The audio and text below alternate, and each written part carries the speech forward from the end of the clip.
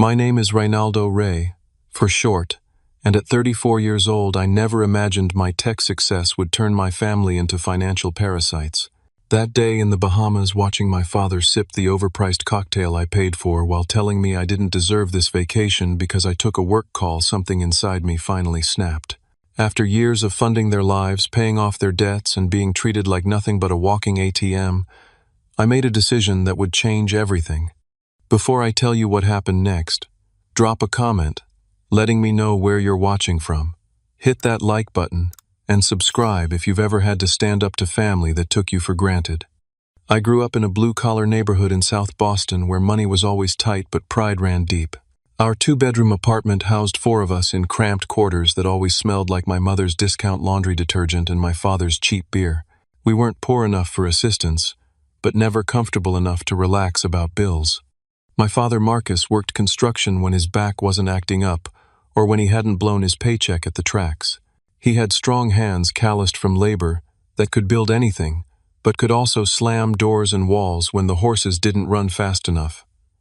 The gambling wasn't a secret, but it was never acknowledged as a problem. It was just Dad blowing off steam, according to my mother. My mother Elaine kept our family functioning as the school secretary at the local elementary. She managed our dwindling finances with the precision of someone accustomed to stretching dollars past their breaking point. Emotionally, she was like a closed book with a few pages missing, present, but never quite available when it came to affection. The calculator and checkbook were her constant companions at our kitchen table, her face illuminated by worry lines as she performed monthly miracles making numbers work. Then there was my older sister Natalie, the golden child. 3 years my senior and somehow exempt from the financial responsibility that would later become my permanent burden. She got the first new clothes, the dance lessons, the college application fees without question. When she needed money for prom, it materialized despite bill notices piling up on the counter. My younger brother Kyle completed our family dynamic as the baby who never quite had to grow up. 2 years younger than me, he skated through life with a charming smile and a remarkable ability to avoid consequences. When he wrecked his first car at 16, my parents took out a loan to replace it. When he failed classes, they hired tutors they couldn't afford. And then there was me, middle child, eternal responsible one. I started delivering papers at 11, stocking grocery shelves at 14, and working kitchen prep by 16. I saved obsessively, hiding money in a hollowed-out copy of The Great Gatsby, because I'd learned early that cash left visible had a way of disappearing into family emergencies. Ray's good with money became family shorthand, for Ray will bail us out. The pattern established itself early, and without my conscious permission. By high school graduation, I'd saved enough for 2 semesters at Boston University to study computer science. I worked 3 part-time jobs while maintaining a 3.8 GPA, morning shifts at a bakery, weekend inventory at an electronics store, and night help desk at the university computer lab. Sleep became a luxury I couldn't afford, but education was my escape route. The pattern of financial extraction began during my sophomore year when my father's truck broke down. Just until next payday, he promised, when borrowing $800 from my tuition savings. Next payday became next month, became forgotten entirely. I covered the shortfall by taking extra shifts and eating ramen for weeks. Then came my mother's root canal, Kyle's first apartment security deposit, and Natalie's maxed-out credit cards. Each emergency presented to me with a mixture of shame and expectation, always with promises of repayment that never materialized. I graduated with honors and significant debt despite my constant work. The loans were mine, but the degree became the family's collective achievement. "We all sacrificed for your education," my mother reminded me regularly, conveniently forgetting the nights I'd stumbled home at 2 a.m. from closing shifts while they slept. My first real job came at a Boston tech startup paying $45,000 annually, a fortune in my family's economy. I found a tiny studio apartment but delayed moving when my mother pointed out how much the family needed my contribution to household expenses. 6 more months under their roof meant 6 more months of family taxes, as I privately called the constant requests for financial help. When I finally moved out, the distance was physical but not financial. The calls continued. Kyle needed bail money after a bar fight. Dad needed dental work insurance wouldn't cover. Mom's car died on the highway. Each crisis delivered with increasing expectation rather than appreciation for my help. The opportunity in Silicon Valley came as both professional salvation and familial complication.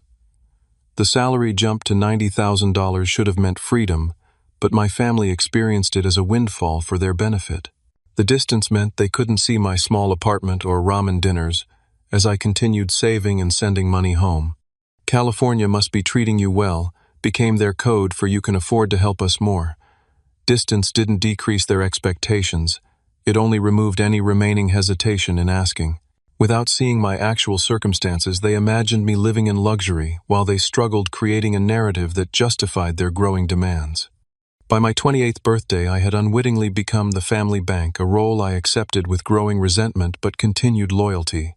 Every promotion, bonus, or raise became not my achievement, but the family's expanded resource. The dynamic was set, the pattern established. I was the responsible one, the successful one, the one who would always provide. What I didn't realize then was how this pattern would continue to escalate until that breaking point in the Bahamas with my father's casual cruelty over a drink I had purchased, finally forcing me to see what my life had become. My career trajectory took a significant turn when I met Samuel Chang during a tech conference in San Francisco. He was brilliant, driven, and saw potential in my coding abilities that even I hadn't recognized. After 3 intense conversations over conference coffee and 2 follow-up video calls, we decided to combine our complementary skills. Samuel had the venture capital connections. I had developed an innovative algorithm for predictive data analysis that could revolutionize how companies processed customer information. We founded Raymar Solutions, combining our names in a literal garage, fulfilling the Silicon Valley cliché with pride. The first year was brutal, 18-hour days, surviving on instant noodles and determination, pouring every cent of our savings into development. We couldn't afford proper office space, so we worked from Samuel's cousin's garage in Palo Alto, setting up shop between stored holiday decorations and camping equipment. My family viewed this entrepreneurial phase as a concerning career detour. You had a stable job. Why risk everything on something that will probably fail? My father questioned during our weekly calls. My mother was more direct. Does this mean you can't help with Kyle's community college tuition this semester? Every conversation circled back to what my career choices meant for their financial security, never about my dreams or ambitions. 18 months of near poverty and relentless work finally paid off when Cortec Industries, a Fortune 500 company, signed a contract worth $1.2 million for our customer prediction software. That single contract changed everything. Suddenly we had validation, revenue, and visibility in the industry. The next 3 years brought explosive growth. We moved from the garage to real offices in San Francisco's tech district, hired 28 employees, and expanded our client list to include 3 international corporations. By my 32nd birthday, my personal net worth had climbed into the millions, though much remained tied up in company equity. I purchased my first real home, a modest 3-bedroom house in a good San Francisco neighborhood, for $1.4 million. It was more than my parents' home cost many times over, but actually quite reasonable for the area. The day I got the keys, I sent pictures to my family, feeling proud of this tangible symbol of success. Their reactions were telling. My father immediately asked if this meant I could finally help them upgrade to a better home. My mother wondered about the guest room and how long they could stay when visiting. Kyle asked if I could co-sign for his new apartment application, since I obviously had credit to spare. No congratulations, just immediate calculation of how my achievement translated to their benefit. The requests escalated in both frequency and magnitude. When Natalie announced her engagement to Patrick, a pharmaceutical sales rep with impressive debt of his own, she called me directly rather than our parents. "We're thinking about a waterfront ceremony at the Ocean View Hotel," she explained excitedly. "Mom and Dad said to discuss the budget with you since you're doing so well now." I found myself funding a $40,000 wedding without being consulted on any decisions, just receiving bills with expectant notes attached. During the reception, Natalie tearfully thanked our parents for making this special day possible in her speech. My contribution received a quick mention alongside thanks to the caterers. 3 months after the wedding, Kyle wrapped his car around a tree while driving intoxicated. Miraculously, He wasn't seriously injured, but faced DUI charges and a totaled vehicle. Dad called at 3 a.m., not to inform me of Kyle's safety, but to request $22,000 for legal fees and a replacement car. He needs reliable transportation for work. Dad insisted, though Kyle had been between jobs for 8 months. When my father turned 60, he announced his retirement from construction despite having minimal savings and a mortgage with 15 years remaining. "My back can't take it anymore," he explained during a family dinner I was visiting for. "Besides, you're making enough for all of us now." The statement was delivered with a casual certainty that left me speechless. His retirement plan had apparently always been me. My mother developed arthritis that made her school secretary job increasingly difficult. When I suggested she apply for disability benefits, she looked offended. Why would I deal with government paperwork when you can help? The medical bills for specialists and treatments not covered by insurance appeared in my email regularly, often accompanied by unrelated requests for household improvements or vacation funds. By this point, I was spending over $60,000 annually on family support mortgage assistance for my parents, apartment rent for Kyle, credit card payments, for Natalie medical bills, car payments, and endless emergency requests. The numbers were staggering when I finally calculated them, but saying no felt impossible. Family takes care of family was the constant refrain whenever I hesitated. The pattern had become so normalized that I barely recognized its toxicity until I met Amanda through a friend's dinner party. Smart, independent, and refreshingly direct, she noticed things about my family dynamic that I'd been conditioned to accept. After witnessing my mother call 3 times during our second date, each call about a different financial emergency, Amanda asked the question no one had ever posed. "Does your family always treat you like their personal bank?" Her observation pierced through years of conditioning. "They're just going through a rough patch," I defended weakly, though the patch had lasted my entire adult life. "From what you've told me, they've been going through this patch since you got your first job," Amanda replied gently. "Have you ever considered that helping them might actually be hurting them?" I dismissed her concerns, initially insisting she didn't understand our family history or my responsibility as the successful one. But her questions planted seeds of doubt that grew with each new financial demand from my family. Was I really helping or enabling destructive patterns? Was their love conditional upon my financial support? These questions lurked beneath the surface, waiting for the catalyst that would force me to answer them honestly. That catalyst was already approaching in the form of a tropical vacation that was meant to be a generous gift but would instead become my breaking point. Amanda's gentle questioning about my family's financial dependence evolved from occasional comments into deeper conversations as our relationship progressed. After 6 months of dating, during a quiet dinner at her apartment, she suggested something that initially offended me. "Have you ever considered talking to someone professional about your family's financial dynamics?" she asked, refilling my wine glass. "My friend saw a financial therapist when she was dealing with similar issues with her parents." "Financial therapist," I laughed. "That sounds like something rich people invented to feel better about their wealth." But the idea lingered, and after another midnight call from Kyle needing bail money for a friend, I found myself researching the concept. Dr. Melissa Thornton's office was nothing like I expected. No leather couch or judgmental stares, just a comfortable room with practical advice.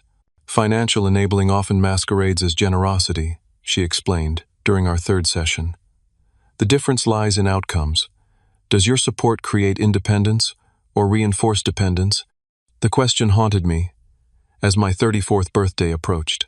I'd been reflecting on my achievements: a successful company, financial security, a loving relationship, yet family interactions still left me drained and resentful. On impulse, I decided to make a grand gesture that would either heal our dynamics or force them into the open. "I want to take my entire family to the Bahamas," I told Amanda over dinner. "A luxury vacation where they can see I'm happy to share my success when it's my choice, not when I'm manipulated or guilted." Amanda looked skeptical. "That's very generous, but do you think it will change the underlying patterns?" I wanted to believe it would.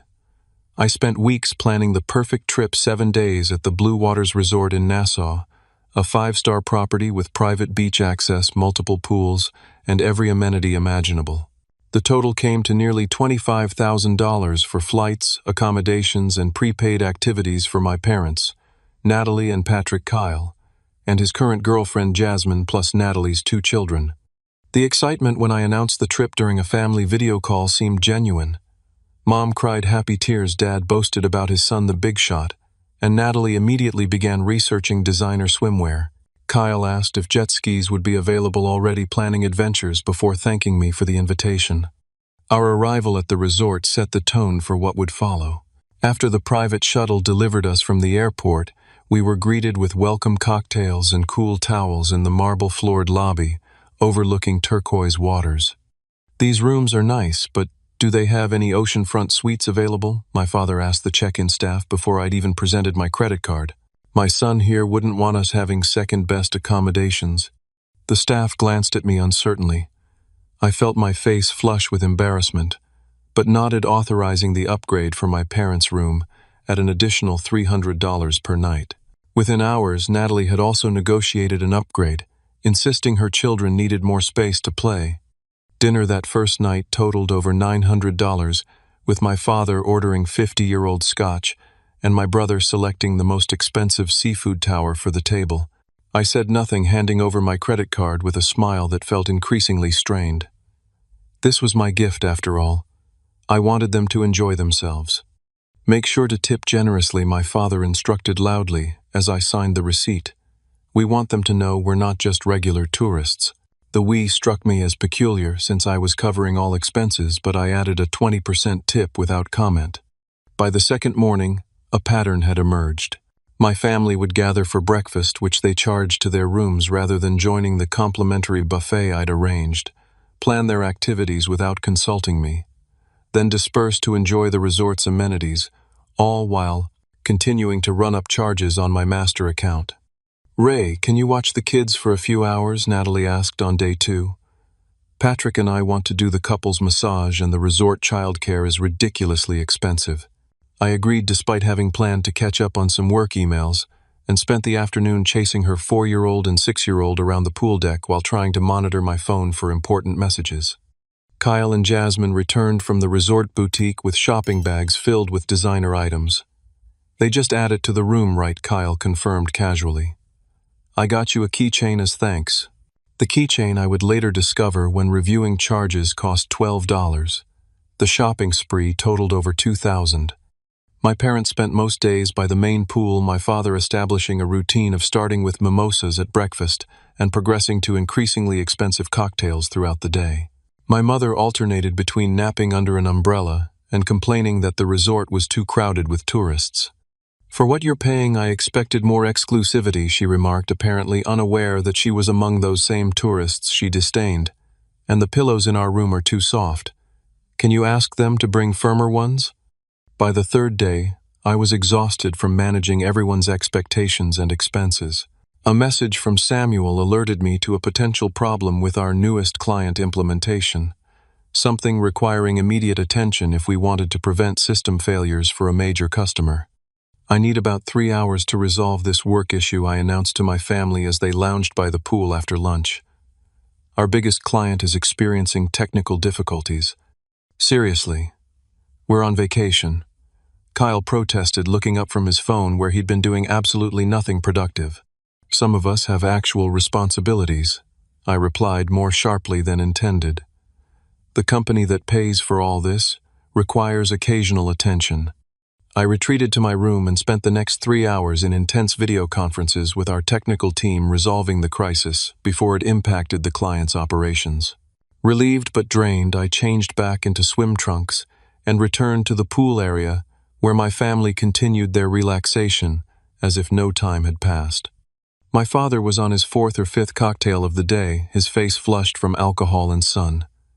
He barely acknowledged my return, too engaged in loudly sharing opinions about politics with uncomfortable nearby guests. My mother was flipping through a magazine, occasionally signaling a server for more iced tea. Natalie and Patrick were nowhere to be seen, but their children were now being watched by Kyle's girlfriend while Kyle dozed in a lounger. I ordered a sparkling water and sat on the edge of my father's lounger. "Crisis averted," I said, attempting to reconnect. "The client system is back up and running." My father took a long sip of his golden-colored cocktail, an expensive aged rum, the pool menu listed at $32 per glass. He looked at me with slightly unfocused eyes and said the words that would ultimately change everything between us. "People like you don't deserve vacations anyway," he slurred, gesturing vaguely toward me with his glass. "Always working, always worried about money. What's the point of all your success if you can't even enjoy it? We're the ones making the most of this trip." The statement hung in the air between us, stunning in its casual cruelty and obliviousness. In that moment, surrounded by luxury, they hadn't earned drinking premium alcohol on my dime. He had the audacity to suggest I was the one with unhealthy priorities. I felt something shift inside me, a tectonic movement of long-suppressed resentment, finally breaking through the surface of my dutiful son facade. The confrontation I'd been avoiding for years was now unavoidable, set in motion by those thoughtless words over a drink I was paying for. "What did you just say?" I asked, my voice quieter than the storm building inside me. Part of me hoped I'd misheard, that the ocean breeze had distorted his words into something more hurtful than intended. My father took another sip, ice cubes clinking against glass. "I said people obsessed with work like you don't know how to enjoy vacations." He gestured expansively at the resort. "What's the point of all this if you're just going to be on your laptop? We're the ones actually appreciating it." The collective we again, as if they were doing me a favor by consuming my generosity. "Dad, who do you think paid for all this?" I asked, still maintaining a calm I didn't feel. "The work you're criticizing is what makes this vacation possible." "Oh, here we go," he rolled his eyes dramatically. "Mr. Successful is reminding us peasants of our place again." He looked toward my mother for support. She nodded sympathetically at him, not me. "Ray, your father just means you should relax more. You've always been so intense about work." Intense about work. The phrase triggered memories of nights studying while they watched television, mornings delivering papers while they slept, years of sacrifice they'd reframed as a character flaw. "Intense about work is why we're sitting at a 5-star resort, instead of you worrying about next month's mortgage," I replied, feeling the dam of restraint beginning to crack. My mother's expression hardened. "That's uncalled for. We supported you throughout your education." Supported me. The question emerged as a disbelieving laugh. "Mom, I worked 3 jobs through college while sending money home. What support are you referring to exactly?" Kyle stirred from his lounger, sensing drama. "Bro, chill out. They gave you a roof over your head. Why are you being so ungrateful?" Ungrateful. The accusation hit like a slap. I stood up, needing physical distance before responding. "Kyle, in the past 5 years I've paid your rent 14 times, bailed you out of jail twice, replaced 2 vehicles, and covered legal fees that exceed what most people make in a year. Tell me again about my ingratitude." "That's different," Kyle dismissed with a wave. "That's just family helping family. You're the one with all the money." "Family helping family," I repeated. Interesting how that help only flows in one direction. My father struggled to sit upright, sloshing his drink. "Now you're keeping score. That's what's wrong with you, Ray. Always calculating, always counting dollars instead of blessings." "I'm not keeping score," I said. "But I am noticing patterns. Like how none of you have said thank you once for this entire vacation. Not when I booked it, not when we arrived, not for the room upgrades or excursions or anything. We shouldn't have to thank you for doing what family does," my father declared with drunken certainty. "That's your obligation as the successful one." There it was, the entitlement laid bare. My success wasn't mine. It belonged to the family collective. My achievements weren't personal.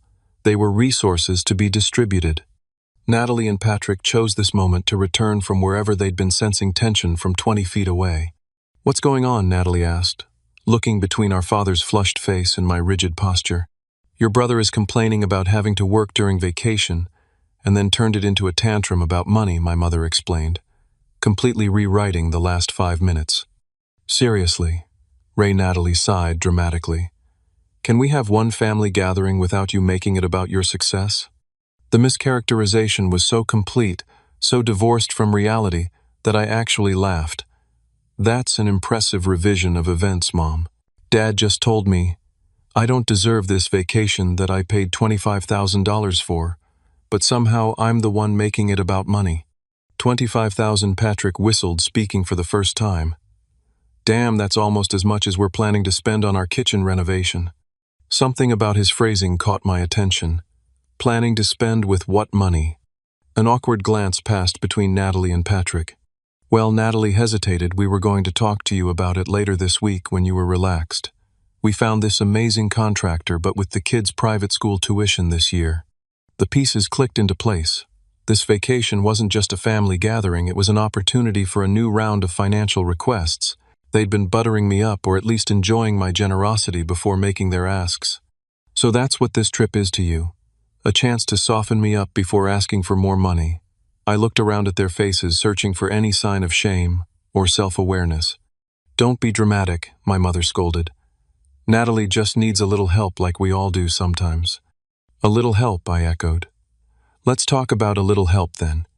I turned to the server hovering nearby, uncomfortable with our increasing volume. Could I get an itemized list of all charges to my rooms since check-in? While waiting, I pulled out my phone and opened my banking app, scrolling through recent transactions. Did you know I addressed my family collectively, that in the past decade I've provided over $300,000 in little help to this family? Silence greeted this figure, broken only by the server returning with printed sheets, detailing our vacation charges thus far. I scanned the pages, feeling my blood pressure rise with each line item. Kyle, why are there 4 separate clothing store charges on your room, and what's this island excursion for $600? Kyle had the decency to look uncomfortable. Jasmine wanted to go shopping, and I thought it would be cool to surprise everyone with a private boat tour tomorrow. Without asking me first, just charging thousands to my account. You're making a scene, my mother hissed, looking around at nearby guests. I continued reviewing the charges. Dad, there are 38 cocktails on your room bill in 3 days. 38. At an average of $25 each. My father shrugged unapologetically. It's an all-expenses-paid vacation, isn't it? Why are you nickel and diming us now? Because you just told me I don't deserve to be here. I finally raised my voice. You're drinking nearly $1,000 in alcohol that I'm paying for while criticizing me for working to afford it. Patrick shifted uncomfortably. Look, Ray, we all appreciate your generosity. Do you? I interrupted. Because from where I'm standing, it looks like entitlement, not appreciation. It looks like I'm expected to fund everyone's lifestyle while receiving criticism rather than gratitude. We're your family, my mother said, as if those 3 words explained and justified everything. Yes, you are, I agreed. Which makes this pattern even more painful. Families should support each other emotionally, not just extract financial resources. Oh, so now we're parasites, my father stood unsteadily. After everything we've done for you, the question hung there, so disconnected from reality that it crystallized everything wrong with our dynamic.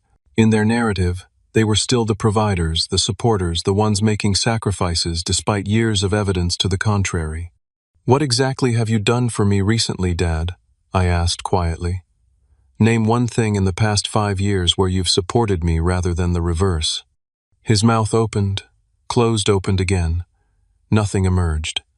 That's what I thought, I said, gathering the charge sheets in my phone. This vacation was a mistake.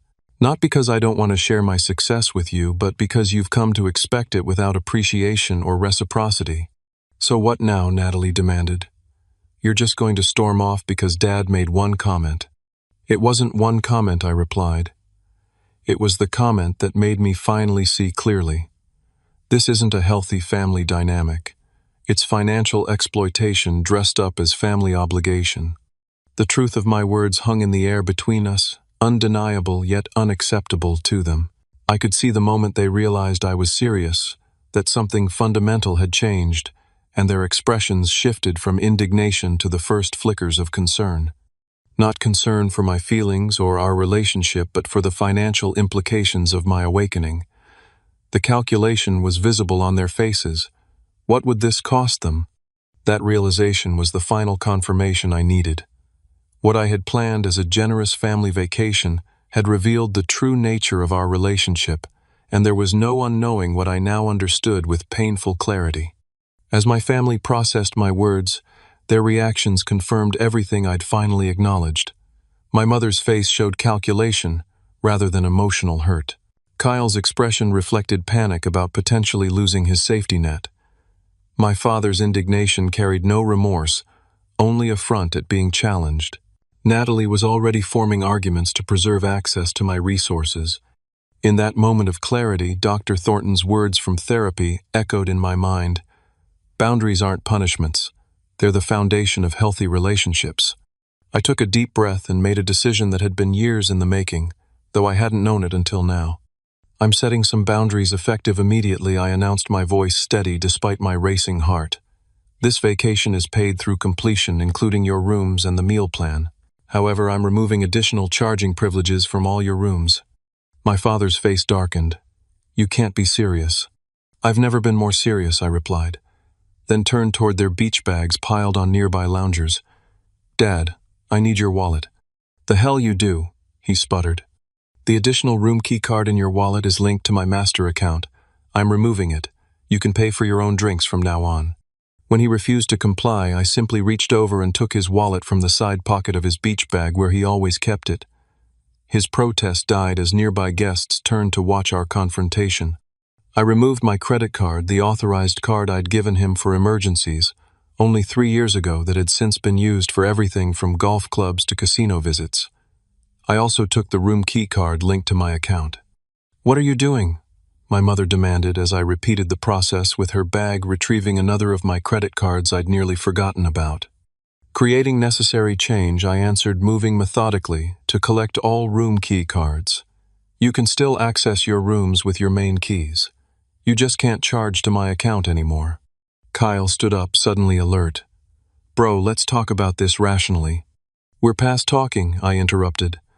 I've been financing your lifestyle for years while you've shown zero progress toward independence. That ends today. I pulled out my phone and called the resort's front desk, walking several steps away for privacy. This is Reynaldo Martinez in the Ocean Suite. I need to remove charging privileges from all connected rooms immediately and restrict charges to my room only. After confirming details and ignoring my family's protests, I completed the financial segregation. When I returned, the collective shock had transformed into varied tactics to regain control. My mother's eyes filled with tears, a strategy that had worked reliably throughout my childhood. How could you embarrass us like this, after everything we've sacrificed for you? What sacrifices specifically, Mom? I asked calmly. Name them. Her tears halted momentarily as she struggled to formulate a response. We always believed in you. Believing in someone costs nothing, I noted.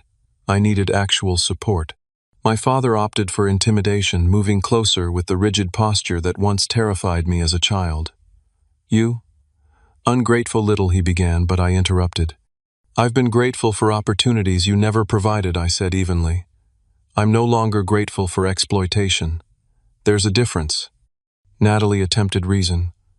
Ray, you're overreacting to one thoughtless comment. Dad didn't mean anything by it. We all appreciate everything you do for us.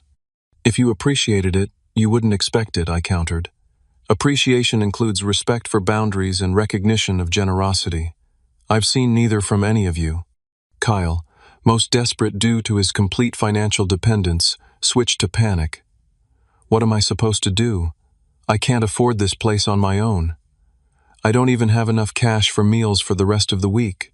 The meal plan I prepaid covers breakfast and dinner, I explained. You'll manage lunch. Consider it your first step toward financial independence. As they processed the immediate consequences of my decision, I walked back to my room, hands shaking but resolve strengthening with each step. Once inside, I called Amanda. I did it, I said when she answered. I finally set boundaries. Are you okay? She asked, concern evident in her voice. I'm somewhere between terrified and liberated, I admitted. But I know it was necessary. I'm proud of you, she said simply. What happens now? I'm changing hotels, I decided in that moment. They can stay here, it's paid for, but I need separation to maintain these boundaries. While packing my belongings, the expected barrage began. Text messages, calls, and eventually knocking at my door. I ignored them all until my suitcase was ready. Then, opened the door to find my entire family gathered in the hallway. We need to talk about this reasonably, my mother insisted, having composed herself. We've had years to discuss this reasonably, I replied. You weren't interested until the money stopped. Where are you going? Natalie demanded, noticing my packed bag. To another hotel. I need space. You're abandoning us here, Kyle asked incredulously. Abandoning you at a luxury resort with prepaid accommodations and meals, I clarified. Yes, I'm forcing you to survive such hardship. My father, who had been uncharacteristically quiet, finally spoke. If you walk out that door, don't expect things to go back to normal when you cool off. Family remembers who stands by them and who doesn't. The attempt at reverse psychology was transparent, but his words contained an unintended truth. Things would never return to normal, and that was exactly what I needed. I hope family does remember, I agreed. I'll remember being told I don't deserve a vacation I paid for. I'll remember decades of financial support met with entitlement rather than gratitude. I'll remember this moment when I finally respected myself enough to say, enough. I wheeled my suitcase past them toward the elevator, turning back briefly. The rooms are paid through Saturday. Checkout is at 11 a.m. Transportation to the airport is arranged. I've done my part one final time. As the elevator doors closed on their protests, I felt a complex mixture of emotions, guilt and relief, battling for dominance. The guilt was old programming, the voice of family obligation trying to reassert control. The relief was newer, fragile, but growing stronger with each minute of enforced boundary. I checked into the Palmetto Bay Resort, 3 miles down the coast. Less luxurious, but peaceful. That first night alone, I sat on my balcony, watching waves crash against the shore, experiencing my first taste of freedom from financial exploitation disguised as family duty. My phone buzzed constantly with messages ranging from angry accusations to desperate pleas, but I maintained my distance physically and emotionally. This boundary wasn't just about money, it was about reclaiming my sense of worth beyond what I could provide. Sleep came fitfully that night, but when morning arrived with golden sunlight streaming through unfamiliar curtains, I felt something I hadn't experienced in years: the lightness of making choices solely for my own well-being, without calculating their impact on everyone else's expectations. The remainder of my time in the Bahamas passed in stark contrast to those first 3 days. While my family continued their vacation on my dime, albeit with restricted spending, I experienced a different kind of freedom at my new hotel. I swam in the ocean at sunrise, read books without interruption, and even made friends with a retired couple from Seattle who invited me to join them for dinner. My phone became a battlefield of emotional manipulation. The messages poured in, cycling through predictable patterns. First came anger. How dare you abandon your family like this, Dad? Then guilt. I cried myself to sleep last night thinking about how we failed you. Mom, followed by minimization. You're overreacting to one little comment made after a few drinks. Natalie. And finally, naked self-interest. Dude, I literally can't get home without your help. The airline wants $300 to change my ticket. Kyle. I responded only to Kyle's practical concern, arranging for his return flight to remain as scheduled, but otherwise maintained my silence. Each unanswered message strengthened my resolve rather than weakening it. On the 4th day, my hotel room phone rang. They had tracked down my location. I didn't answer, but the front desk called to inform me my brother was in the lobby, asking for my room number. I declined the connection, but agreed to meet him in the public restaurant area. Kyle looked disheveled when I found him at a corner table, his usual confident facade cracked by genuine worry. The others don't know I'm here, he admitted immediately, but I need to understand what's happening. Are you really cutting us off completely? I'm establishing boundaries, I corrected. There's a difference. What kind of boundaries? His question revealed his primary concern, the financial implications. Going forward, I'll help with true emergencies after careful consideration. No more automatic bailouts, no more living beyond your means on my credit, no more treating me like a resource rather than a person. He fidgeted with a napkin. So you'll still help sometimes. That's what you took from this conversation. Not that you need to become financially independent, or that our relationship needs to be based on more than money. His silence was answer enough. Kyle, you're 32 years old with no savings, no career direction, and no apparent concern about either. I've enabled that by constantly rescuing you from consequences. That stops now not to punish you, but because continuing would hurt both of us. What am I supposed to do? He asked, genuine fear in his voice. What everyone else does, get a stable job, live within your means, build your own life. I softened slightly at his obvious distress. I believe you're capable of more than you've shown. You've never had to prove it because I've made it too easy not to. He left shortly after, promising to think about things, though I was uncertain whether any real reflection would occur. When I returned home to San Francisco after the vacation, the real work began. My family's tactics escalated as they realized my boundaries weren't temporary. Natalie posted vague social media updates about family betrayal and showing true colors when money's involved. Friends and extended family who only knew her version called to express concern about my breakdown. My father took a more direct approach, showing up at my company's office unannounced one Tuesday afternoon. Our receptionist called me clearly uncomfortable with his insistent presence in the lobby. When I came down to meet him, his opening words made his purpose clear. We need to discuss your retirement contributions. Not my well-being, not our relationship, my retirement contributions to him. There's nothing to discuss, I replied calmly. I'm no longer financing your retirement. After everything I've done for you. His voice rose, drawing attention from employees passing through the lobby. This is how you repay raising you. Doing the basic legal minimum required of a parent isn't a loan that children must repay, I said quietly. I've already repaid any actual investment you made in me many times over. So that's it. You're abandoning your family obligations. I'm redefining them in healthier ways I corrected. I'll always care about you, Dad, but I won't bankroll lifestyles none of you have earned. He left in a fury of slammed doors and muttered curses, but the confrontation strengthened my resolve rather than weakening it. My mother opted for medical manipulation. 2 weeks after I returned, she called sobbing about chest pains and potential heart problems. I expressed genuine concern and offered to help find specialists, but not to pay their fees outright. When I suggested applying for available healthcare assistance programs, her symptoms mysteriously improved. Natalie expanded her campaign, telling family friends I had mental problems and was turning against the family. She spread rumors that my success had changed me conveniently, omitting how she had benefited from that success for years. I consulted with Jacob Friedman, a financial advisor specializing in family wealth dynamics, bringing documentation of all loans and gifts to my family over the years. The total shocked even me, nearly $320,000 over 7 years, not including the recent vacation. This isn't sustainable financial planning, Jacob noted gently. Even with your income level, this pattern would eventually compromise your own security. Dr. Thornton helped me process the guilt that surfaced, despite intellectual certainty about my decisions. The discomfort you're feeling isn't evidence you're wrong, she explained. It's the expected response to changing long-established patterns. Your family programmed those guilt buttons very effectively. The most difficult test came when my mother left a voicemail about needing surgery for her worsening arthritis. Her message carefully emphasized pain rather than financial need, but the implication was clear.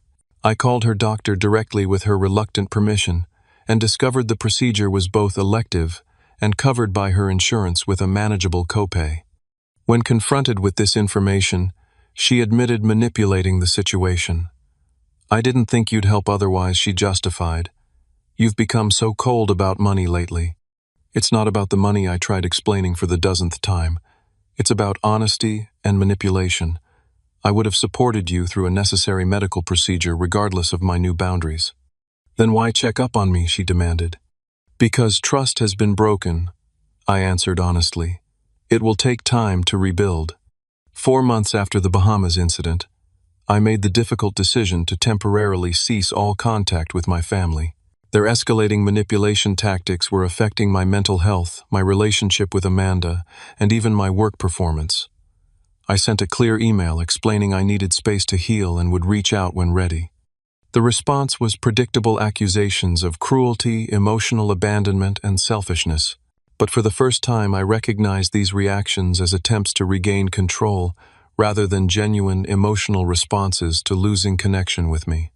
Thanksgiving arrived, the first major holiday of my self-imposed family separation. Amanda and I planned a quiet dinner at home, but I felt the absence acutely despite knowing it was necessary. The expected guilt spiral was interrupted by an unexpected call from my cousin Marcus, whom I hadn't spoken with in years. "I heard what happened," he said after initial greetings. "Natalie's been telling everyone you've lost your mind and abandoned the family." I braced for more guilt, but his next words surprised me. "I wanted you to know. I think you're doing the right thing. They've been taking advantage of you for years. Everyone sees it except them." His validation was like a key unlocking a door I hadn't realized was still partially closed. Someone from within the family orbit understood. I wasn't crazy or selfish. I was establishing necessary health. "Thank you," I said, emotion making my voice rough. "That means more than you know. Families should lift each other up, not drain each other dry." Marcus continued. "Your success should be celebrated, not exploited." After we hung up, I felt a shift in my perspective. I wasn't just running from toxic patterns. I was creating space for healthier connections with people who valued me beyond my financial utility. That Thanksgiving, smaller than planned but infinitely more peaceful, became a turning point. I realized I was building a chosen family around me. Amanda, supportive friends, colleagues who respected my boundaries, even distant relatives like Marcus, who understood healthy family dynamics. The financial freedom from supporting multiple adult dependents allowed me to explore more meaningful forms of generosity, establishing a scholarship fund at my alma mater, mentoring young entrepreneurs from disadvantaged backgrounds, contributing to causes I believed in. Giving from choice rather than obligation revealed the true joy of sharing resources. My company continued thriving, and Amanda and I grew closer through the crisis, her unwavering support demonstrating what healthy partnership looked like. The contrast with my family's conditional affection couldn't have been more stark or educational. The path forward wasn't clear yet, but for the first time in my adult life, I was walking it on my own terms, free from financial exploitation disguised as family obligation. 6 months after that fateful day, in the Bahamas, spring arrived in San Francisco, bringing cherry blossoms, warmer temperatures, and unexpected developments in my family situation. The distance I had maintained proved transformative, though not in ways I could have predicted. The first surprise came from Kyle. A brief text message one Tuesday morning read simply, "I'm 1 month sober. Starting therapy next week. Not asking for anything, just wanted you to know." I stared at those words for several minutes, searching for the hidden angle, the disguised request for funds that usually accompanied any positive news from my brother. Finding none, I replied with genuine support. "Proud of you. That takes real courage." 3 days later, he called. Our conversation revealed that my withdrawal of financial support had forced a reckoning he'd avoided for years. After failing to find another safety net, he'd hit rock bottom, spending 2 nights in his car when he couldn't make rent, a humbling experience that finally motivated change. "I realized I'm 32 with nothing to show for it," he admitted. "No savings, no career path, no self-respect. I've been a parasite, and not just to you." He had found work as a barista and enrolled in a computer coding boot camp, living in a shared apartment with 3 roommates. For the first time in his adult life, he was fully supporting himself, struggling but managing. "It's hard," he confessed, "but also, I don't know. Satisfying. I bought groceries with money I earned last week, and it felt different than when you gave me cash. Better somehow." "That's self-respect," I told him. "It's worth more than any amount I could have given you." 2 weeks later, we met for coffee, my first in-person contact with any family member since the vacation. The changes in Kyle were subtle but significant: clearer eyes, more direct conversation, an absence of the nervous energy that had always accompanied his financial manipulations. "I owe you an apology," he said, after we'd settled at a corner table. "Not just for the money, though, that's a big part of it. I'm sorry for never seeing you as a person, just as a resource." His therapy had apparently been effective in fostering this insight. We talked for nearly 3 hours, establishing the foundation for a relationship based on mutual respect rather than financial dependence. My parents proved more resistant to change. My father maintained rigid indignation for 4 months, sending occasional text messages oscillating between self-pity, enjoying your success, while your father can barely afford his blood pressure, medication, and anger. No real man. Abandons family responsibilities. My mother took a different approach, sending care packages with my favorite childhood cookies and notes reminiscing about simpler times, never acknowledging the pattern that had led to our estrangement. The emotional manipulation was familiar, but less effective from a distance. The breakthrough came unexpectedly through their church. Pastor Williams, who had known our family for decades, reached out to me directly after hearing increasingly concerning comments from my parents during counseling sessions. They came seeking validation that you were in the wrong, he explained during our phone call. Instead, I suggested they might consider their own role in the situation. Your father didn't take it well initially. After several counseling sessions, however, a shift began. Pastor Williams had challenged their entitlement directly. If Reynaldo worked for any other employer for 20 years, would he be expected to support them in retirement? Why do you believe your adult son owes you his earnings? The question apparently triggered genuine reflection, particularly for my mother. Her next letter included a tentative acknowledgement I never considered that you might feel used rather than needed. That was never our intention, though I'm beginning to see how our actions appeared that way. It wasn't a complete awakening, but it was a start, the first crack in a lifetime of entrenched expectations. My father's journey proved longer and more difficult. His identity had been so thoroughly wrapped in patriarchal provider myths that my financial success had threatened his sense of manhood, leading to resentment disguised as parental authority. His attempts to control my resources were attempts to control the narrative of our family to maintain his position at the head despite contributing the least. 5 months after our separation, he left a voicemail that revealed the first signs of change. I've been thinking about what you said, about appreciation versus expectation. I'm not good at this stuff, but I'm trying to understand. Natalie remained the most resistant to our new dynamic. Her social media campaign against me continued sporadically, though, with diminishing support as others recognized the pattern. When her kitchen renovation plans stalled without my funding, she blamed me publicly for abandoning family obligations. The turning point in our fractured relationship came through her children, my niece and nephew, whom I genuinely missed. For their sakes, I cautiously agreed to attend my nephew's 8th birthday party, establishing clear boundaries with Natalie beforehand. I'll come bearing appropriate gifts, I emailed, but I won't discuss financial matters or the past. This is about celebrating Jeremy, nothing else. The party was awkward but civil, with Natalie maintaining cool politeness. The breakthrough came afterward when I overheard her husband Patrick confronting her. Ray was generous with the kids and respectful to everyone. Your portrayal of him as some heartless monster doesn't match what I just saw. This outside perspective seemed to penetrate where my words couldn't tend. 2 weeks later, she sent a brief but significant text. I've been unfair. Can we talk sometime? Our subsequent conversation revealed how thoroughly she had embraced the family narrative of entitlement. I honestly believed you owed us because you had more, she admitted. I never questioned why that would be true. Progress with my family came gradually, with occasional backsliding into old patterns. I maintained firm boundaries while leaving room for evolving relationships based on healthier dynamics.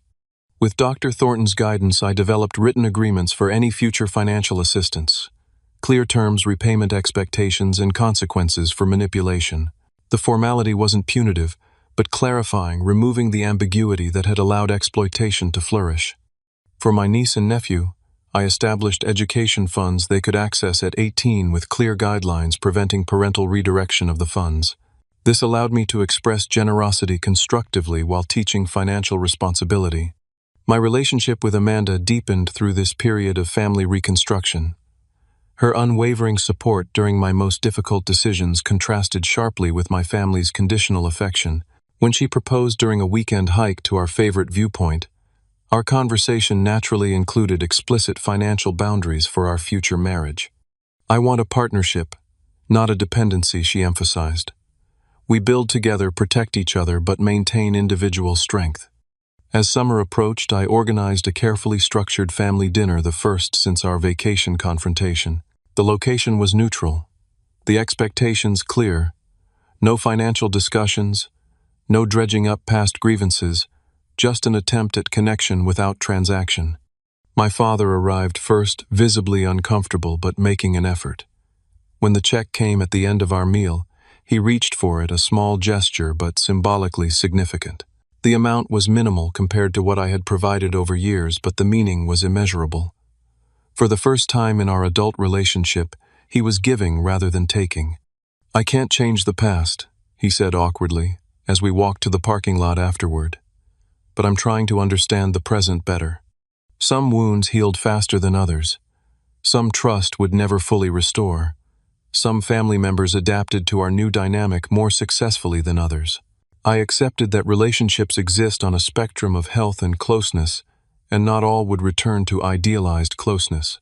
What emerged from the ruins of financial codependency was something more authentic, connections based on genuine care rather than utility, interactions chosen rather than obligated, boundaries respected rather than exploited.